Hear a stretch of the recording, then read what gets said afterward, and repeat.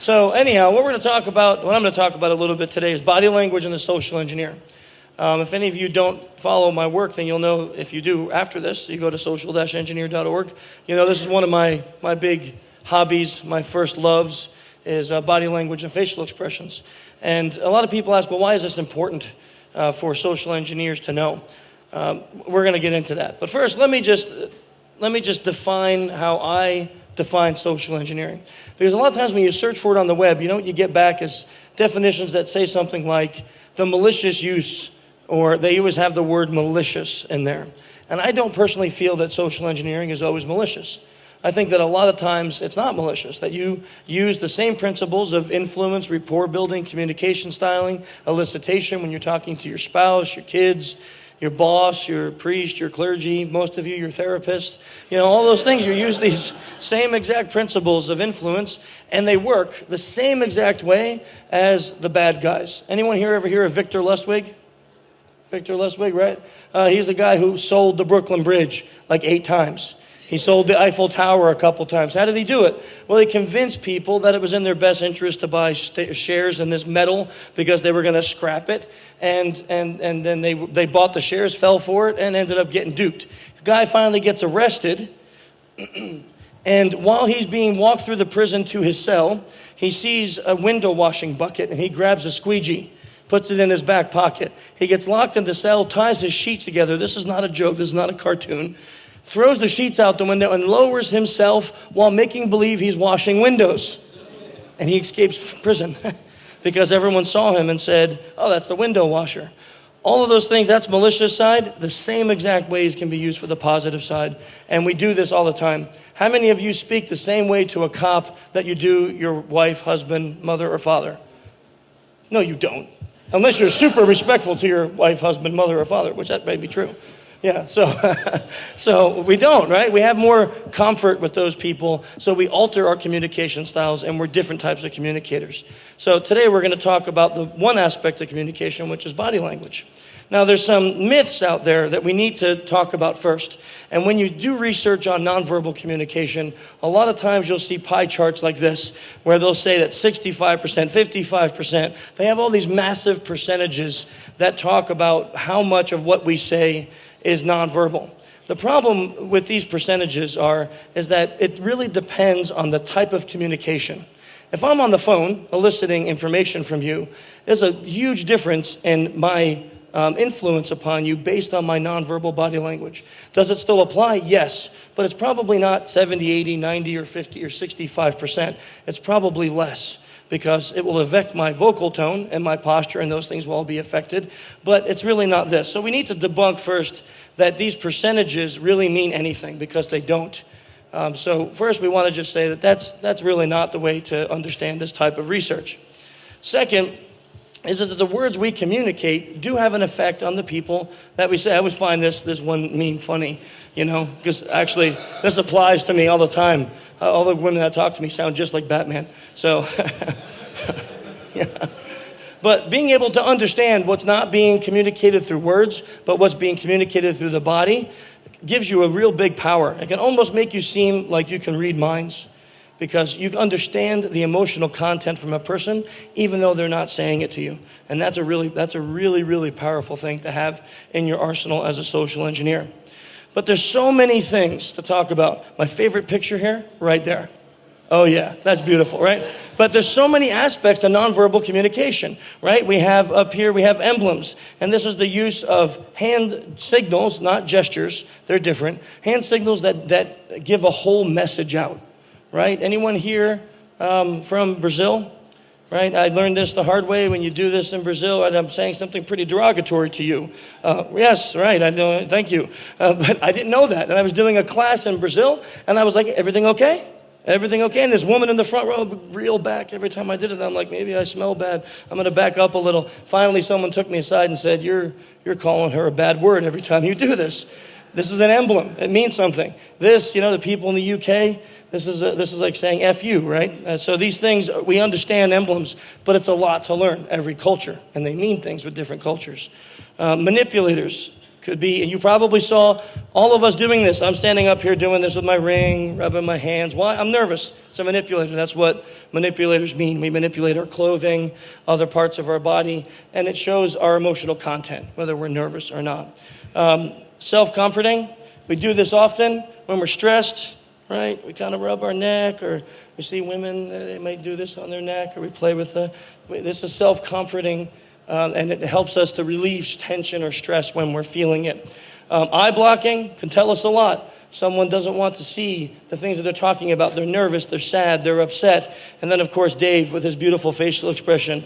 This is what we call lip pursing. This is big nervousness, right? I'm super nervous. I'm not sure if what I'm being asked I should answer. And that's what we see here. And this is my ultimate favorite, genital framing. Once you see this, guys, you'll never unsee it. And this really is a problem, okay? There's nobody here I want a genital frame up front. So, no, I definitely don't want a genital frame bones. Okay, ma'am, I need a volunteer. I'm just kidding. I'm kidding. I'm not going to do it. Oh, look, Mr. X is right up front. Let me genital frame Mr. X. No, okay. So we do this when we frame. You know, we hang our hands here like this. We frame, and this means, look, I'm a virile young male. I got proof. It's right in the frame. You can see it. Everyone can see it. See? And we do this. We don't realize we do it. You'll see guys do this all the time. They hang their hands from their pockets. This is my favorite one. If you had a chair here, you could put your leg up. There's a girl sitting there, and you're like saying, my property, back off. Right? And we see these things all the time. But now this is so much to watch for, isn't it? There's so many things to watch for when you're talking about body language. I didn't start my time.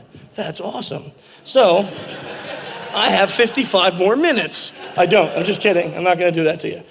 So when we talk about body language and nonverbals, unless you've been doing it for years, it's hard to say, look, watch for all of these things.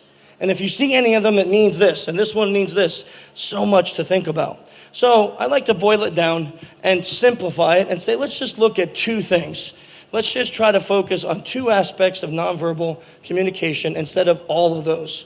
And I love that meme also, because it really is awesome. That was a real hand-in. And that is comfort versus discomfort. I saw this in real life, and I can tell you right now that was great discomfort. That was zero chaos. Hugging Dave on stage. Well, doing more than hugging, okay? And comfort. We want to notice comfort versus discomfort. Why? Why do we want to notice those things? Who can tell me? Instead of all the other things, the 8, 9 different portions, why is comfort versus discomfort so important? Okay, so he said if someone's comfortable, they'll give you more information. Great. That's perfect. Anything else? Empathy. Okay, if we notice comfort versus discomfort, we can build empathy. Anyone else? Honesty? Tell me more. Someone is very comfortable and they're not showing any signs of agitation at all. You know, they're likely being honest and telling a lie. Oh, I like this. Okay, we're going to get into that a little bit. Sir, all the way in the back. Or right there, too. It can give you a frame for the actual body language. For example, if they're discomfort and it's cold in the room, they might be crossing their arms, and that's a key indication that I like that. It could be an environmental thing and not their frame of mind. Yes, I like this. So we talk about baselines when we talk about body language, because their old 1990s sales trainers used to teach that if you stood like this, that means you were closed off to what I'm saying. This guy's been sitting here like that the whole time, and yet he's interested in what I'm saying. Does that mean he's closed off? No, it doesn't mean that. It could mean that's the way it's comfortable for. How many of us stand like this because it's comfortable? Right? Look at all the hands. How many of us stand like this when we're cold? Right? We do it. We do this. It doesn't mean that we're shut off to what's being said. So it could be environmental. And seeing a baseline change, seeing someone go from sitting like that to all of a sudden doing this, might tell us this guy just got uncomfortable. Was it my questioning? Was it my posture? Was it my body language? All these things that could be analyzed. So just noticing comfort versus discomfort can do a lot for us in helping us to understand what the emotional content of the subject that we're dealing with is. And notice, guys, I'm saying the word subject now, not target. Someone asked me to use the word subject. It sounds less malicious.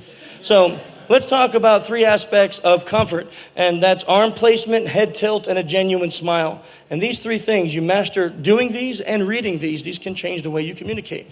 No joke. So let's first talk about arm placement.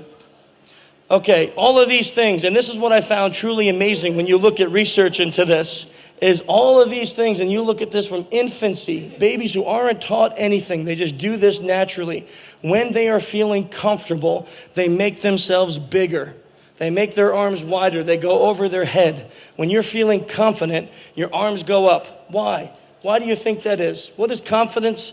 Why do your arms go up when you feel confident? What are you exposing? Everything. So if you're feeling confident, you're feeling comfortable, you're feeling trusting, it's okay to expose everything. When we're not feeling comfortable, we make ourselves smaller, right? And we'll talk about that in a minute. So from infancy, when we feel this way, when we're feeling comfortable, we're feeling happy, we make ourselves bigger. Look at Steve in the back. He's got his, no, Steve, you should have kept it. His arms are up just like that. He's got his video going, he's comfortable with it, everything's running smooth, and his arms are above his head. It's a high confidence pose, and it's a really nice thing to see. So when we see this in someone, and there could be different versions of this. I'm going to have a hard time doing this with a mic, but we see people do this. It's called steepling. You see this often? We call this steepling. This is another version of this. High confidence. When people do this, they are feeling comfortable and confident with what they're saying. So you'll see, yes, and you'll see people raise that steeple when they're maybe under attack, but they're very confident about what they're doing. They raise the steeple really high. Like, look, I'm telling you, I'm really confident. So we'll see those kinds of things all the time. Arm placement is a very good indicator of comfort. Also, if you see someone with open ventral displays, means that the sides that are open on our wrists, the inside, they're exposed. This means comfort and trust. Someone who was awesome at this was Bill Clinton. Bill Clinton, when he was running for president, all of his speeches would be open ventral displays with his arms out. This is inviting, isn't it? In this country, when we invite people to do something, we say, come here. Right? We do this. When we command people, we do this. So when you invite people, they feel warm and open to you. And it was really interesting. The only time President Clinton turned this was when he got caught with Monica, right? I did not have sexual relations with that woman. And all of a sudden, it was not this. Right? That was a horrible Bill Clinton, by the way. I'm losing my voice. It was like the Godfather Clinton.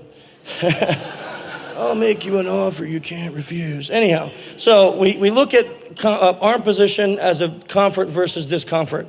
And it really can help. You're not focusing on the whole body. You're looking for one thing, and baseline changes. Oh, I love this one. Let's look at head tilt. Not that, okay? That is not the right kind of head tilt, no. Ladies, don't do that. We get scared, okay?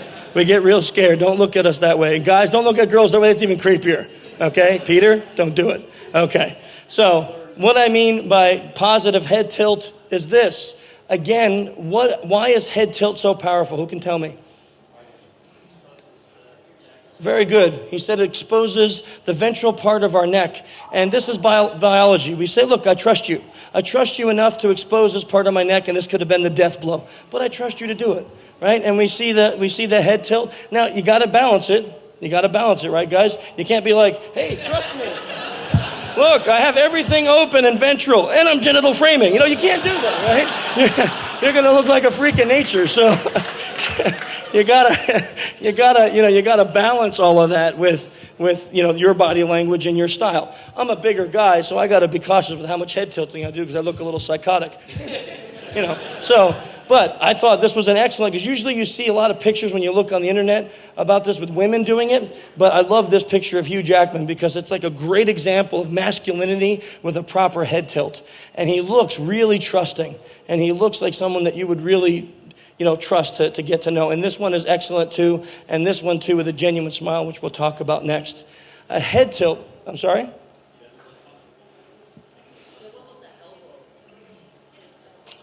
Well, so here's something that's interesting when you're coming about models, is a lot of times they're positioned by their handlers. So it's hard to read modeling pictures. I used it because it was one of the few I can find of a male that was doing a good head tilt.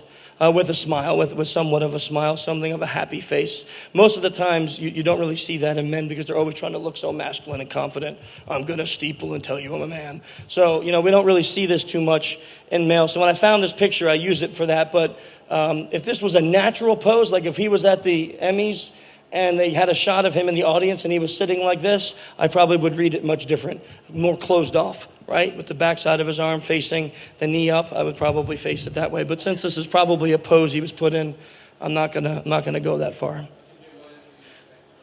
You're gonna model, Mr. X is gonna model for me. That's great. You can do all genital framing for me, okay? So let's talk then about genuine smile. And this is so important, guys. Who can tell me the difference between a sincere and insincere smile? Let's get someone who hasn't done it yet. You over there, young lady. Your eyes. I love it. So your eyes, when we activate our ocular nerves on the side of our eyes, is what they call crow's feet, then it actually is a genuine smile. There used to be this big philosophy that you couldn't fake it. You couldn't fake a smile. Then in 1885, I think it was, some French scientist, Duchenne, he came up with this great idea to prove that he can make people really smile. So he grabbed a bunch of people and drilled holes in their face and stuck electrodes in their muscles and shocked them with a battery. Love the French, right? And he traveled around the country. Actually, well, we have tons of time. Look, I'm still at 55 minutes. So I can show you a picture of that if you want to see it. Anybody want to see it? Yeah, this is the way to do a really, okay, here we are, Duchenne, D. There we are. Awesome. And let me bring that over. Yeah. So this is basically what he did. And he walked around shocking the crap out of people's faces just like that. And there's a whole paper. That he wrote. Of course, this paper by Dr. Ekman, who is my mentor in all this stuff. He's the guy who wrote this paper based on, and I'm down, yes. Is it back? Okay. I'll stop moving things around and doing things like that because of problems like this. Don't touch it, Chris. Don't touch it. Okay, anyhow, that study talks about all the different things that Duchenne did. And what he was able to prove is that he could activate the people's ocular nerves, the nerves on the side of their eyes, which means that we can do it without feeling real happiness. If you practice this, there'll be two benefits. Two benefits. I can count also. I'm Hungarian. I can count to two. 1 and 1. Okay, so when you actually have a genuine smile, the two benefits are, 1, people will trust you more, and 2, you will feel happier. You actually could activate happiness in you by just real smiling, not fake smiling. Fake smile is only your mouth. Real smile is your whole face. You mix that with open ventrals and a head tilt, and people be flocking to you. They'll be throwing themselves at you. Look, this happened. I just did this. And look at all these people at my feet. See? See how amazing that works? Okay, we got to go past all this. Bam, bam. Oh, yeah, don't do that. Yep, bad. Jumping forward. There we are. Okay, great. Now let's look at signs of discomfort. Okay, signs of discomfort being signs of tension, eye blocking, and lips. So our signs of tension are really easy to see. This is great, by the way. So we do these engagements in our 5-day class that we teach, and we send our students out into the wild, and then our last day, we follow them around, and we take pictures of them engaging with complete strangers, and then we analyze their body language. And look at this guy. This is not a student. This is just a stranger in the mall at Caesars, and he looked so uncomfortable. He was rubbing his neck because the guy was leaning into his girlfriend, talking to the girlfriend the whole time, and the guy's like, what's going on? What's happening? No one's talking to me. They're all focusing on my girlfriend. And you could see these signs of discomfort. He was rubbing the neck and the tension out of his neck. Why do we rub our neck? What happens when we feel tense? Guys? Our muscles get tense. I kind of gave the answer away, and none of you got it. You thought there was a trick answer, right? So our muscles get tense, so we rub our neck and our shoulders to kind of relieve some of that tension. We can do other things that are self-confident, like you see people who rub their face a little, or they may rub their neck, or they do this often, and you could see that as signs of tension. Oh yeah, I zoomed in on that one because I thought that was a really epic picture. Other signs of tension, you see, women who cover this. Anyone know what this is called? The little notch at the base of your neck in the middle of your collarbones? Nape is one word. What? A suprasternal notch. Very good try. I always messed it up too. So it's called the suprasternal notch. Anytime you see a picture of a woman who lost her child, like in a mall or on security cameras, if you did, that's what they do. If you look at pictures of pedestrians when the planes hit the towers in 9/11, you see a lot of women doing two things, this and covering their mouth. These are very high signs of discomfort. If you ever, guys, bar tip, You approach a girl in a bar, and as you say your opening line, she does this, go away, you've lost, okay? You just lost. Just turn around and walk away and try someone else, okay? She's uncomfortable. Or analyze your body language and figure out why. Did you lean into her like this? And she's like, look at this guy, he just reeled back. Another one we see with guys is, the whole neck adjusting. When we get tense, our shirts and collars feel worse than they are, so we start to tug at them and things like that. Okay, another big one to watch for when it comes to discomfort is eye blocking. Eye blocking is really important when you see it in your subjects, because eye blocking means that there's something that's upsetting me and I don't want to see it. Now, here's the big problem that we can all confuse with eye blocking when it comes to social engineering. You see someone do it and you automatically assume it's about you. It's not the case. Eye blocking could be something psychological. It could be something where I'm thinking about something that made me sad. Maybe I really love animals and on the way to work I hit a dog. And it really upsets me. And I just happen to be thinking about it when you walk into my office to try to SE me. And I'm sitting there doing this. It doesn't necessarily mean it's about you. It could be that I was thinking about some sad event that just occurred in my life. Yes, ma'am. So then maybe that woman at the bar is upset about something else. Okay. So the comment was maybe the woman at the bar is upset about something else. And that's a good thing to read. So here's how we discern the difference. If you walk up to her and she's looking all great and confident and happy, and you say your opening line, which do you think is going to be so smooth, and she goes, no, it's not about something else. It's about you, and you should back up, okay? But if you walk up to her and she's sitting there doing this, yeah, maybe she's just upset about something else, right? So you want to watch for multiple things and not always judge the book by its cover, but that's a great point. So thank you for bringing it up. Lips is another huge one because we can watch it easily. This is a nice one because we don't have to be pros to look for these. The lips and lip anxiety can tell us a lot of things about how a person is feeling. You see people who lick their lips a lot.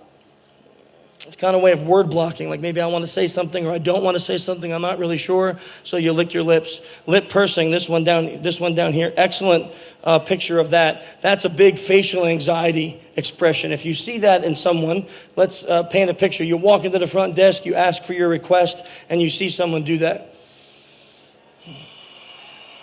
What's happening?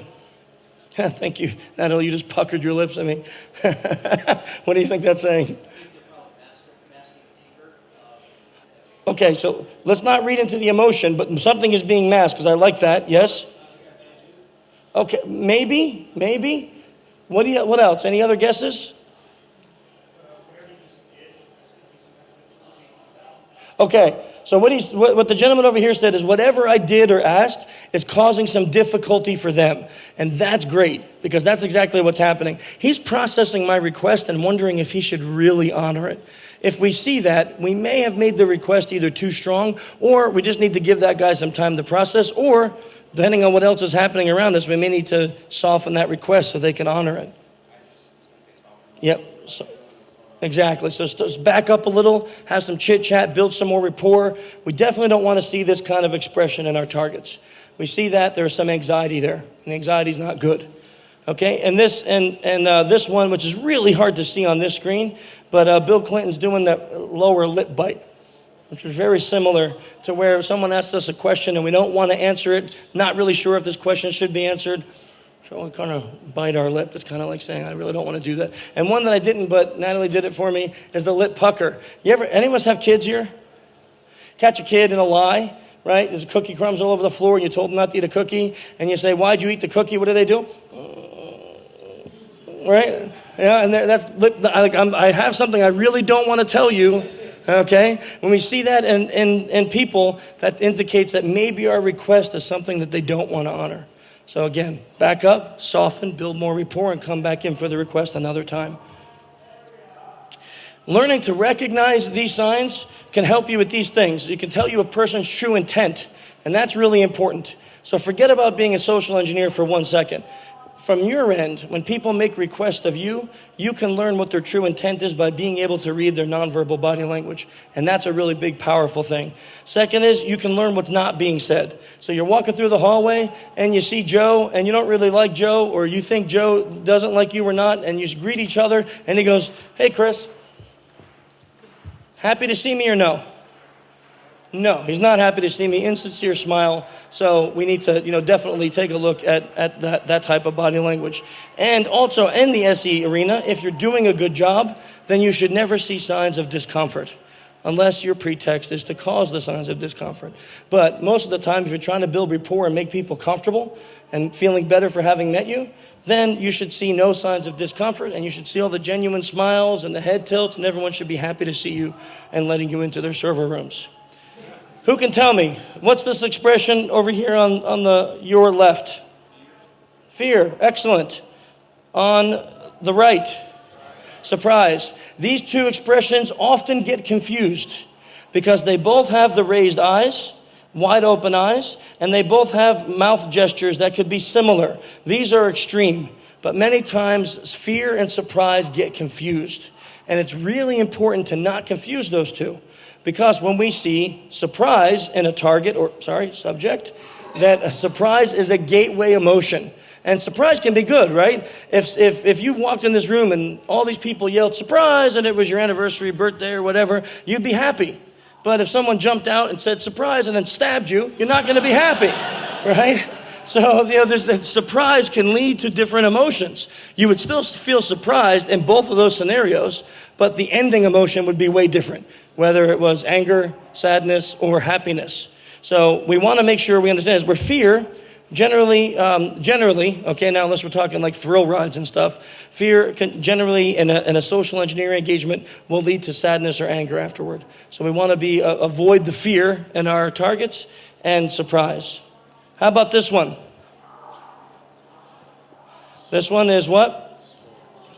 Contempt. Excellent. And this one is a very subtle attempt at a smile. These often get confused. Believe it or not, contempt and happiness get confused because of the smirk on the face. And it's very fast. And I'll tell you a little story. If anyone bought my first book, and if you have it, you should check on page 111. And if it has a picture of Simon Cowell, you should keep that and never get rid of it, because there's only 3,000 of them in the world. Because I put a picture of him in my first book, and I didn't know you had to ask permission because I'm not an author. And somehow, after 3,000 books, he found out, and I got a letter from his lawyers, and they said, take it out or you're getting sued. So I had to take his picture out, and they took all the books down. There's only 3,000 of them in the world, so if you have one, save it, because now I'm using him in the speech. See that, Simon? You're up there. Okay, so these get confused often, contempt and happiness. Huge differences in between them. Contempt is what? I'm sorry? Yes, moral superiority. So if you feel morally superior to your subject, or your subject feels that about you, you have lost. Actually, there was a study done recently by Dr. Ekman, and he states that if you feel contempt in your marriage is doomed to fail. It's one emotion that you can't fix. You get angry at your wife or your husband, don't you? That happens. You could be sad, you could be afraid, you could be surprised, you could be happy. But if you feel contempt, it's over. Because you can't feel morally superior to someone and love them. Those two things don't match. I'm sorry? Yes, it is. To a marriage or a relationship, it could be like the 4 horsemen of the apocalypse. Very powerful emotion. I never, ever want to see it on a social engineering engagement. Okay, I got some video clips. I want you to see if you could pick out the emotion going on here. How much time do I have? Let's see. I have 55 minutes. You guys all rock. Oh, good. I got 20 minutes. Okay, so let's go through a few of these video clips.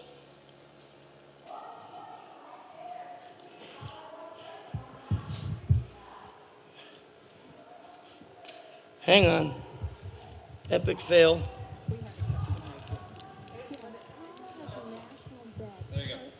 Okay.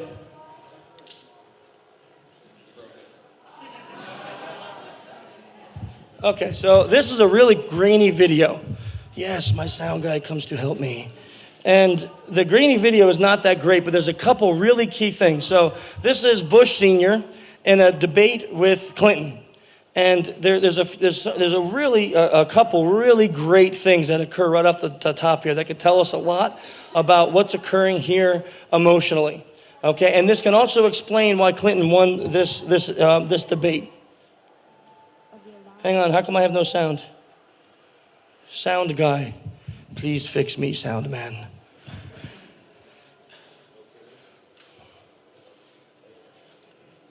And if it hasn't, how can you honestly... Okay, we missed it. There's something that happened right in the beginning, so let me back up now that we got all of our technical difficulties arranged. Okay, so this debate is the part of the debate where people in the audience can ask questions. Okay, so please watch Bush right from the beginning. We have a question right here. Yes, how has it...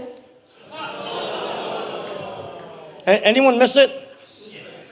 Okay, did you miss it? So she says, we have a question right here. And as Bush gets up, he does this.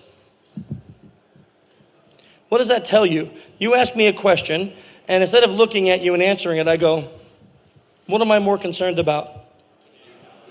That's right. I'm more concerned about what time it is, not you.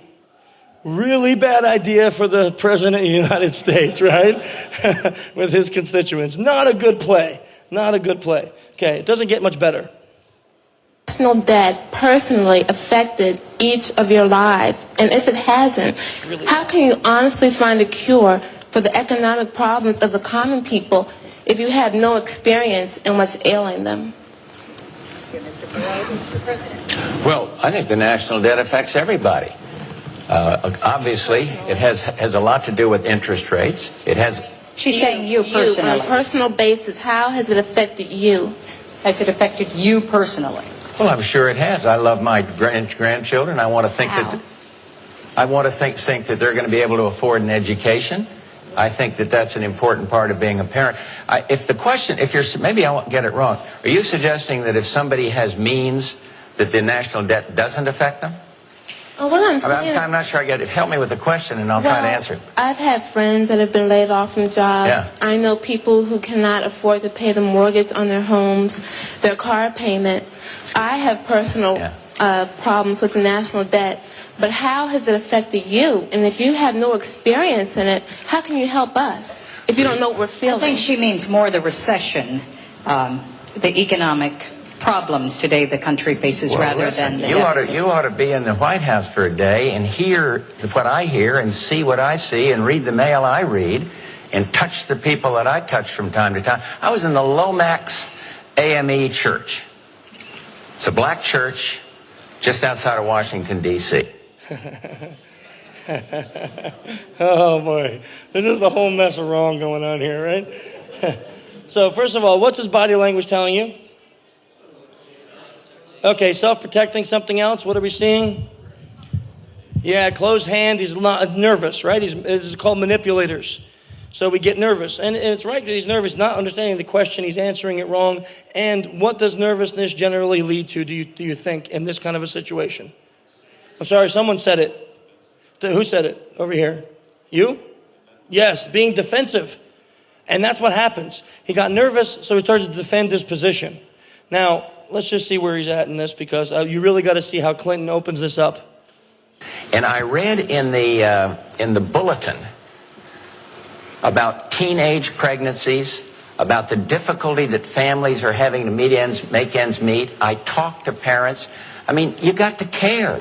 Everybody cares if people aren't doing well. But I don't think it's fair to say you haven't had cancer, therefore you don't know what it's like. I don't think it's fair to say, whatever it is, if you haven't been hit by it personally, but everybody's affected by the debt because of the tremendous interest that goes into paying on that debt. Everything's more expensive. Everything comes out of your pocket and my pocket. So it's that. But I think in terms of the recession, of course you feel it when you're president of the United States. And that's why I'm trying to do something about it by stimulating the export, investing more, better education systems. Okay, now, watch Clinton as soon as he starts. Who's clapping at that? Bush lover. Okay, so let's watch Clinton as soon as he starts. Okay, as soon as he starts, because he just dominates this portion. Glad to clarify. Tell me how it's affected you again. And what's the first thing he does? Yeah, so he walks towards her, and it's a real personal thing, right? I'm really interested in you. right? And it's a real personal thing. And he doesn't tower over the person like I am, this poor guy who just backed up because I'm getting closer and closer to him. But he walks towards her, okay? His hands are low. He's not manipulating. Watch what he does next. You know people who lost their jobs yeah. and lost their homes? Uh-huh. Well, I've been governor of a small state for 12 years. Oh, I love it. You see the open ventrals? Does this, he opens his hands, and then he starts, I'm not going to let you watch, I'm not going to make you watch the whole thing, because we'll talk about more, but he starts to talk about his own personal experiences and the people in his life who have lost their homes due to the economy, and then proceeds to blame it on the administration, and then totally wipes the floor and wins, right? But what does he do? It's not his argument only. His nonverbals had a lot to do with it. He was so warm and open and non-defensive. Really, really powerful display of that there.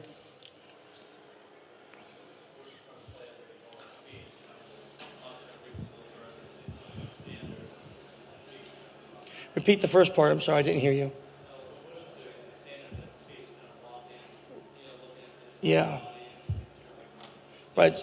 So the point he was making is it looked like a little more staged with President Bush, like where he was walking and kind of trying to do the thing and talk about the things he was doing in government, whereas as Bill Clinton, he basically came out and said, I've been affected like you. We're part of that tribe now, right? We're part of that same tribe because I've had the same problems you have, and I can understand. And that makes people feel really warm and open. Here's one more video clip that we'll watch. Anyone know Russell Brand? Russell Brand, this guy's nuts, right? He's off the hook. Well, he was on the show called The Morning Joe. It's just, okay, you know this clip? Oh, this is the most epic clip ever because there is so much uncomfort. This is like the fail bus all the way home. I love this clip.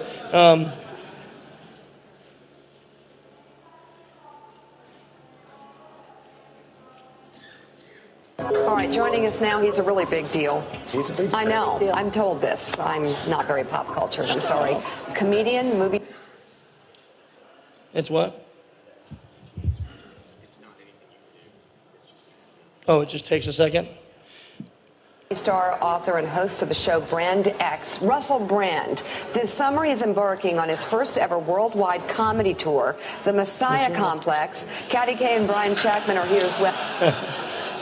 Some great stuff right up front, right? So he comes on, he's really confident, wouldn't you say? He's sitting up straight, his chest is out, his arms are big. He's feeling pretty good. Hey, I'm on the morning news. This is a pretty good spot for me. And nothing wrong with that. He feels good, okay? Oh, and he already told Brian that he might want to disrobe.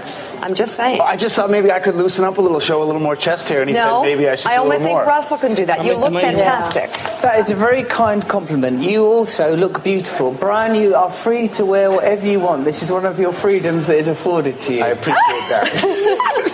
Uh-oh. Silver boots? The boots are I want to see them. Come on. Put them on the table. Kinky boots time. Oh, wow. There are some boots. Those are nice. Yeah, put your feet up. Relax. I wouldn't do that. I don't want to disrespect your program. Okay, no. You did ask to see. No, I did, boots. and I liked a fellow Englishwoman, so I felt obliged. We talked about kinky boots recently. So yes, it's a fantastic show. You have to go. Okay, Russell. Ooh, sorry about that. That's all right. You just disrespected the table. Giant Jenga. It's like your desk is a puzzle. It is. I'm sorry about that. What is the solution? I think we could try to pull it back in. So, there you go, love. Be careful because that's a low-cut dress. Oh, sorry. Okay. Okay. What happened? Right? He points out her low-cut dress, and she right away, oh, that was uncomfortable. Okay, so we see that discomfort sign. I'm only flesh and blood. I've got instincts. Oh, okay. Okay. Starts seeing manipulators. Right now she's fixing her hair. Okay, and just called out like her boobs on public television. And it's like uneditable because it's live. Right? And captured by the internet. Well, tell me what you need to know. I'm just going to have a drink here. Katty Kay, question. Messiah Complex, that's the name of your tour? Yes. Do you have one? No. It's a mental illness. Right. And you don't have that either? I hope that I'm here as a fully qualified professional gentleman. None of us are. Free from mental illness. Free from it. None of you. This is a hotbed of neurosis and psychosis. Yes.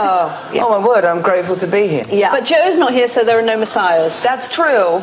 Although we actually bring more mental illness to the table than we admit, at least on this side here, for sure. On this side. So tell me about the tour. You're starting in Abu Dhabi. Did you see his expression? It was like, what the heck? Like, what am I here to discuss, right? I mean, you saw that, right, clear? And now she's trying to regain, but look at her hand position, her facial expressions. It just gets better, guys. Like, really, this gets so good. Abby? Is that where it began? Yeah, it's in a lot of Middle Eastern nations and South Africa and all across Europe, and of course in your wonderful country and in our country. I'm it's a really good tour. I'm talking about Malcolm X, Che Guevara, Gandhi, and Jesus Christ, and how these figures are significant culturally, and how icons are appropriated and used to designate consciousness and meaning, particularly posthumously. And what brings all those people together? They're all people that died for a cause. They're all people. Okay, you see her? You see the blonde host? She's doing a lot of self-comforting. Right now, she's still a little uncomfortable with him, okay? People whose icons are used to designate meaning, perhaps not in the manner in which they intended. I kind of like that. That sounds dead serious. It's funny when you do it as a joke. I don't take it seriously. I'm just going to do it on stage. Can't we get, 30 seconds now? Well, not really, love. I mean, Gandhi, this is go. how it works. Gandhi, go. Gandhi, go. I hope that's not your message to Gandhi and the people of India. No, it's funny, though, because I travel a lot. And all these people are at work, are they? Yeah, they're working. Yeah. They're just at work. Well, no. Work more quietly. They're Facebooking, actually. What are they doing? Facebooking. They're Facebooking? Yeah. Shopping. I bet they can't look at pornography. I bet it's blocked on their websites, huh? Oh, I don't know. They look pretty focused. But they're allowed to look at, if they wanted to, they can tweet, they can Facebook. Yeah? They have to, that's part of They're their probably job. tweeting right now. They're tweeting themselves senseless back there. Yeah. Lovely. That's to create the atmosphere of we're a hotbed of news. It's a working news. Yeah. They're actually actors. They're all fully qualified rented them. actors. Yeah. They're all just now looking for acting work. So you have a pretty broad range here. I'm going to ask a serious question. Can I try? I'll try. Try. It's never going to I'll work. try. Go ahead. Everyone asks, what do you like better, TV, movies, or stand-up? But which one's more difficult? I mean, going on stage, I think, is probably pretty tough. A movie can be boring because you shoot a thing 100 times. TV is what it is. There are challenges. Is that a real smile or not? No, not a real smile, right? Okay. Yeah, exactly. He was like, yeah, really, you're going to ask me that question? In all of those different disciplines. The thing I enjoy most... He's like, I'm a stand-up comic. What kind of a dumb question is this, right? It's stand-up comedy because you're direct with your audience. You can't be misinterpreted. People can't get confused. You know what happens if you work in media? People like to change the information so that it suits a particular agenda. If you're in a room with people, then what you're saying is clear. If you say something that people are confused about, you can explain it to them then. If you say something as a joke, people can't pretend that you're saying it seriously. So I like having direct communication with people because I believe people are very, very intelligent, but the information gets manipulated a lot and people like to cause fake stirs and stuff. Funny, the accent, when I see him in person, it's totally fine. Forgetting Sarah Marshall or the TV show, it's fine. But on satellite radio in the car, I can't understand a single joke you say. You can't understand it. Can you understand me? Yes, but no, I'm telling you, when I'm driving in the car and everyone's laughing in the audience of the radio, I'm like, I have no idea what he just said. It's best you focus on your driving, Brian. You're a man, you don't want to be distracted by humour. You might crash into a pedestrian. Okay. So it's a good thing. I think it's probably for the best. It's pretty clear, right? What's going on here? Okay. I just wish we could watch this forever. This is my first brand experience. Yeah. I think it's not listening to him. It's experience. It's just sort of taking it all in. You are talking about me as if I'm not here and as if I'm an extraterrestrial. I'm from a country that's near to you. Weirdo dummy. What's the expression? Fear. Bad things are occurring right now. Bad things are occurring, okay? Just sort of admiring the whole, it's the whole thing, isn't it? Well, thank you for your casual objectification. It's an experience. I'm glad that it is positive for you. It's very positive, absolutely. Any other questions? I'm a little nervous. You've become nervous. Why are you nervous? Really? You're a powerful woman. You've got a lovely job. What seems to be the trouble? I don't know. You've got a hair like Princess Diana. Oh, wow. Okay. Well, I've never when she was alive, it wasn't being offensive. Here's a little subtext. Yes. She's physically pulling herself away from him. I mean, physically, Holy crap, I'm nervous. And look at, she's across the studio. Petrified of her. And you have her on her heels. She's just moved down the other end of the table. Absolutely love this. Willie, what seems to be the trouble, love? No, I'm good. Well, now we're going to do a bit of therapy. Would you do therapy with Willie Brandt? With who? Willie Brandt. Would you do therapy with him? I don't think... Because that's where he's heading. Okay. I'm all right. You shouldn't say he when a person is present. You should refer to the person by their name. That's basic good manners. That is where Willie is heading. Who is Willie?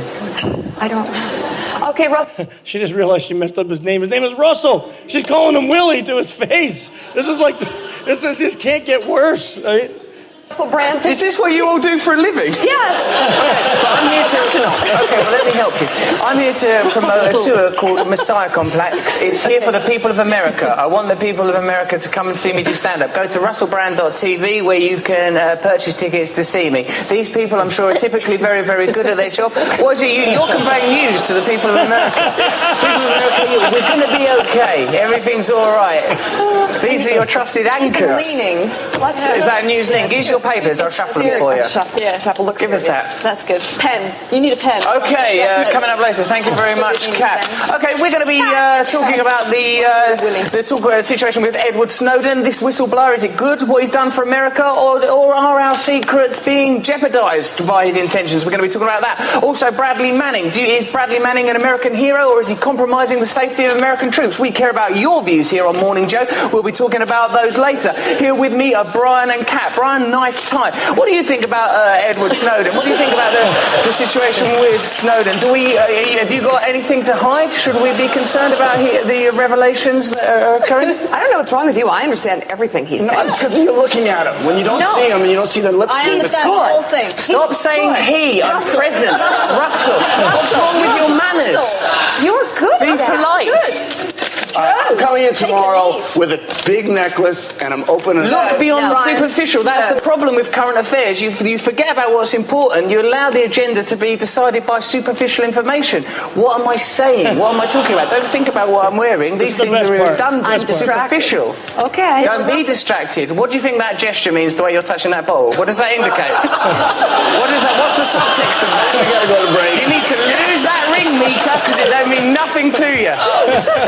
She's grasping for the shaft. She's a shaft grasper.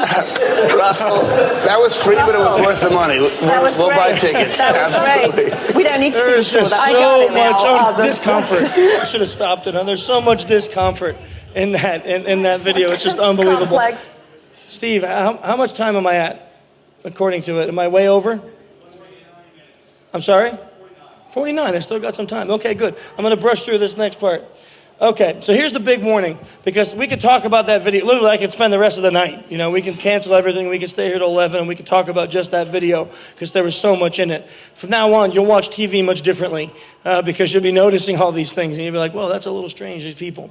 But here's the huge warning. Just because you can see the what doesn't mean you know the why. Right? I could be sitting here and looking at someone's face and seeing that this, which he did not, but this guy looks angry, and it could be because his wife just next to him punched him in the kidney or something. Right? It may not be at me. Or you're not, are you, yeah. Oh, you're okay. You're married now. Okay? By the power invested in me in Vegas, you are now married. Okay. So now, thank you.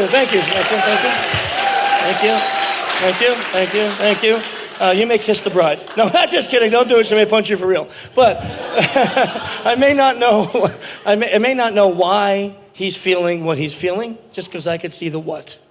Right? And that's a big thing. So I could see anger. You could see sadness, fear, surprise. But don't assume that you know why. How do we connect the dots from the why to the what to the why? How do we connect those dots? Tell me.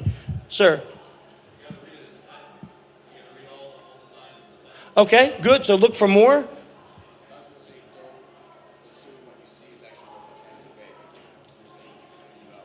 Okay, so don't make assumptions. Very important point.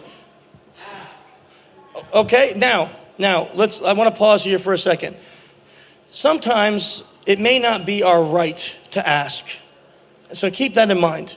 Just because you have the power to see an emotion doesn't mean that I want to tell you what it is.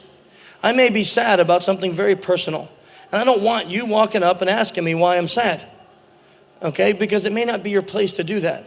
So how do we ask without asking? Okay, get a baseline, look for a change. That's excellent. Anything else?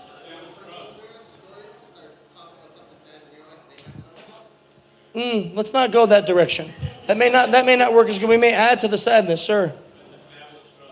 Okay, establishing trust and rapport is a great way. They may feel open to it. You were going to say that? And other ways that we can do that is just by using elicitation.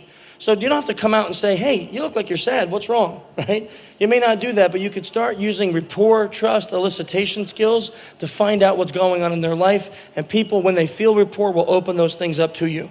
And that's a really important way of doing that without just coming out and saying, look, I saw this emotion on your face. Tell me what it is. People may be like, whoa, back up. You know, what's all that about? So don't use, it's a common mistake.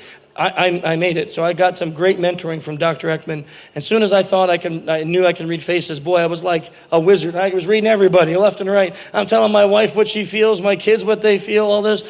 Epic fail. Don't do that. It doesn't lead to anything good, okay? People don't want that level from you, right? They don't want that. Also, people may be feeling things for many different reasons at varying levels. So it may not be our place to ask. Do I have time for a story? Or should I go to Q&A? Story? You want a story? Okay, story. So I had a pen test, and the story ties into nonverbals. Our goal with this company was to compromise their network, and we were failing left and right at everything. We had one aspect left, which was an in-person impersonation attack. So our only goal was to get them to insert a USB into one of their computers. And we tried all the standard stuff, the stuff that doesn't seem to be working much anymore. You know, we take a USB key and label it wife pics, throw it in the bathroom, or in the lobby, or in the parking lot. No one's inserting it. They're all turning it into HR. Like the most honest people on the whole planet. Whole company of them, too. I don't know how they did it. But we were trying everything under the sun. Phone elicitation to try to set up, mailing people things that wasn't working. So I figured, okay, we're going to go to the company and try this. So this was our goal. Get them to insert a USB key into their computer. It was against corporate policy, and they shouldn't have done it. So we had to come up with a story.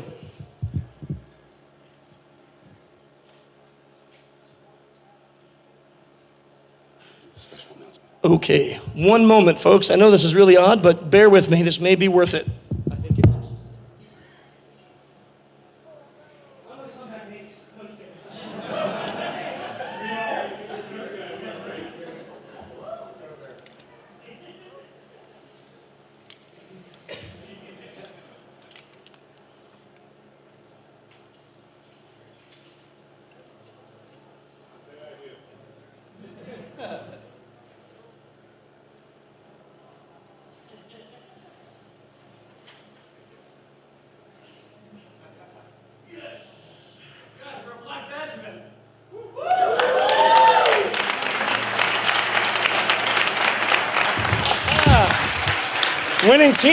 Winning team's going to get a black badge again this year. 5 years in a row. This is awesome, isn't it? Guys, this is great news.